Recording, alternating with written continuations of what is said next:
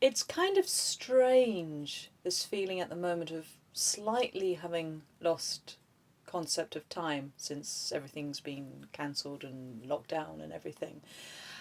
However, this horn I have been meaning to get out and record something on it since right at the beginning of lockdown, because it had just arrived.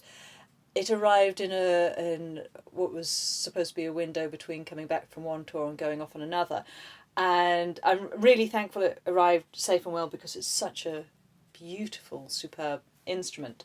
What this instrument is, it's an anonymous two Sturzel valve piston horn, probably from sort of 1830s, 1840s. You've got the two Sturzel valves here. The two valve design was not unusual. Horns started off with two valves and then gained a third valve. However, two valve design of horn was very popular, and you see a great number of them throughout the 19th century. The reason I wanted to record something on this when it arrived, this was a very kind gift from a gentleman called Ken Latter out in the States. Ken, thank you so much for giving this instrument to me. This was an instrument that Ken had had for many years. He'd got a lot of enjoyment out of it. He'd done a great deal of research as to the background to this instrument. And luckily for me, he was looking for a new home for it, ideally somewhere that it would get played and loved, and that's how we ended up in touch, and that's how this instrument ended up with me. So Ken, thank you so much. This video this week is very much for you. Now this instrument, it does have the name Le Prêtre Besançon, so Le Prêtre in Besançon in France, but that's not likely to be the maker, that's likely to be the dealer. And there's a good deal of information with this horn.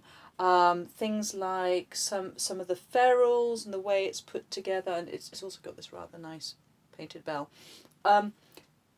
This is really similar to a guichard that I borrowed for recording a couple of years ago. It's very similar in a lot of details to known guichard, so a Parisian maker. 1830s, 1840s is a likely window for this to have been made. It's not unusual to come across guichards that are without the maker's name on it, suggesting maybe made by somebody within his workshop. Either way, it's a splendid instrument to have, and it's got full set of crooks, the case, couple of mouthpieces. So I've been looking for something to play on it to say thanks to Ken, and thinking back to the Belgian works that I was looking at the other week, I took a look at this wonderful resource, this wealth of repertoire that's recently been produced by my friend and colleague Jeroen Billiet.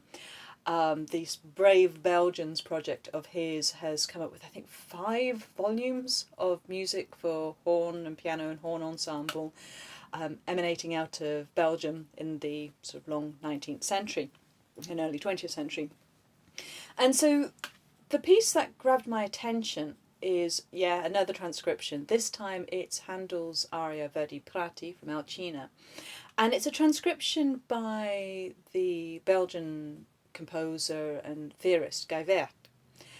He was director of the Brussels Conservatoire after Fétis, and this piece was part of the Brussels compulsory pieces for exams, and also I think it was used as a audition piece for the teacher's post in Kent in around about 1870. Get Jeroen's book, it'll fill you in on all of this. But the thing which is interesting is that there's indications as to which valve to use and when. So 1870s, 2-valve horn piece. And it's a very different approach to that you see back in the 1830s, 1840s with Myford and Gounod getting up to his tricks. So it's a fascinating little piece. So this week it's anonymous, possibly Guichard, two-valve horn, playing Gevaert's 1870s transcription of Handel's aria Verdi Prati.